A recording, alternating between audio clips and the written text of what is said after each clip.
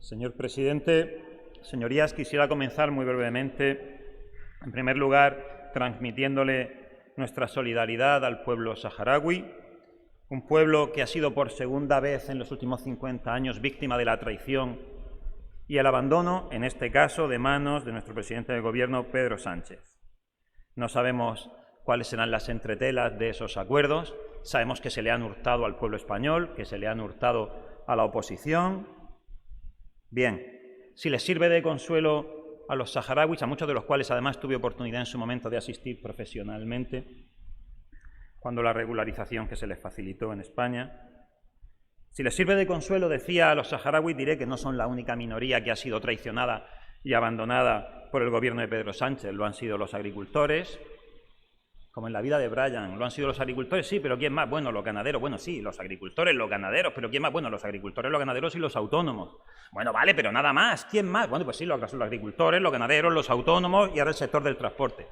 En fin, son muchas las minorías que están siendo maltratadas, algunas más quizá tendrán que serlo todavía antes de que veamos caer este gobierno, el peor de los últimos 50 años. El Partido Socialista, además, nos regala esta mañana, en su línea habitual, una serie de manifestaciones que requieren cierta meditación, consideraciones generales, antes de entrar en lo concreto de nuestra enmienda. Decía la señora Hernández que ha glosado, ¿no?, una historia de desasistencia de la derecha a los derechos que competen a las mujeres. Resulta curioso que provenga esto de una diputada del partido que luchó con todas sus fuerzas para impedir que la mujer en España pudiera ejercer el derecho al voto. Un partido que se atreve a preguntar desde este mismo atril: ¿quiénes se creen que son ustedes para decir a las mujeres qué hacer con sus cuerpos?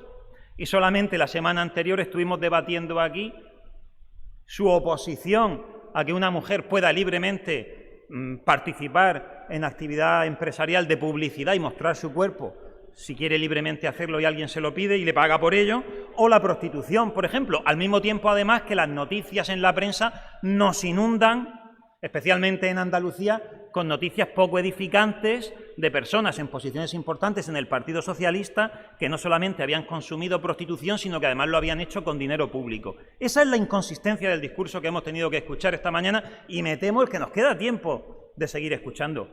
No se ofendan, lo que tienen que hacer es trabajar para corregir esas contradicciones, y no pasa nada, no tenemos que ser enemigos. Pero, hombre, vamos a intentar corregir estas contradicciones y vamos a intentar no hacer alusión a cosas del pasado que, si las examinamos en su conjunto, pues a lo mejor nos dejan peor de lo que nosotros habríamos considerado.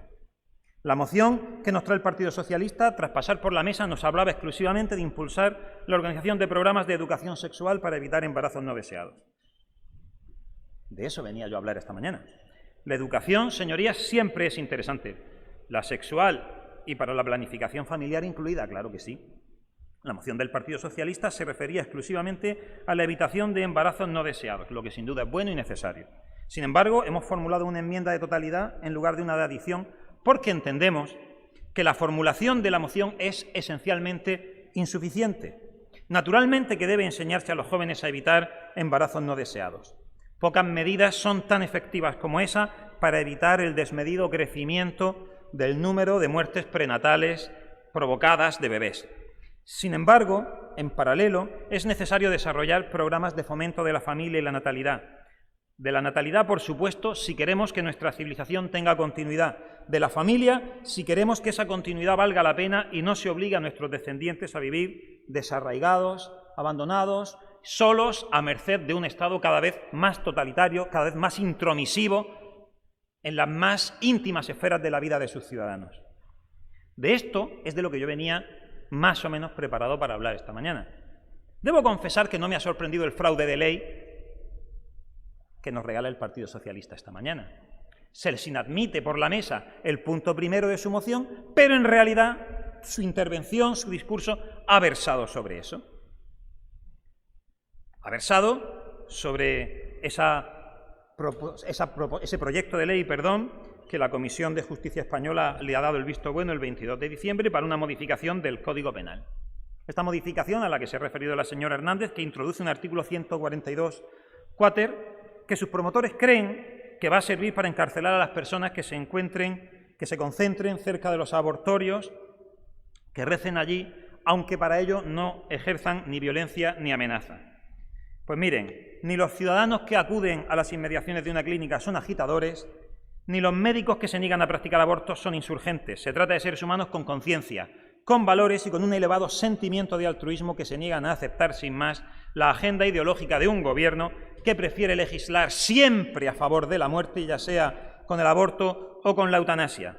Miren, los tribunales no van a poder condenar, al menos no con la redacción que ahora mismo se está en tramitación, no van a poder condenar ese tipo de comportamientos, no van a poder hacerlo. Pero es que además existen antecedentes jurídicos sobradísimos. Lo que va a ocurrir va a ser que en cuanto se interponga la primera sanción, si es que dan con un juez contra la democracia que se atreva a condenar por esto en contra de la Constitución española, si dieran con uno de estos jueces, que hay muchos en España y es posible que ocurra, pues será posteriormente el Tribunal Supremo o el Tribunal Europeo de Derechos Humanos el que lo anulará. Habremos perdido un montón de tiempo y de trabajos parlamentarios en aprobar una norma que va clarísimamente en contra de la Constitución española, y no solamente de la Constitución española, sino de los principios constitutivos de la Unión Europea y de toda la jurisprudencia del Tribunal Europeo de Derechos Humanos. ¿Quieren ustedes empeñarse en llegar allí? Lo entiendo. Lleguen, pero tengan claro que los tribunales alemanes ya han tenido oportunidad de resolver sobre esta misma cuestión y lo han hecho con una claridad aplastante.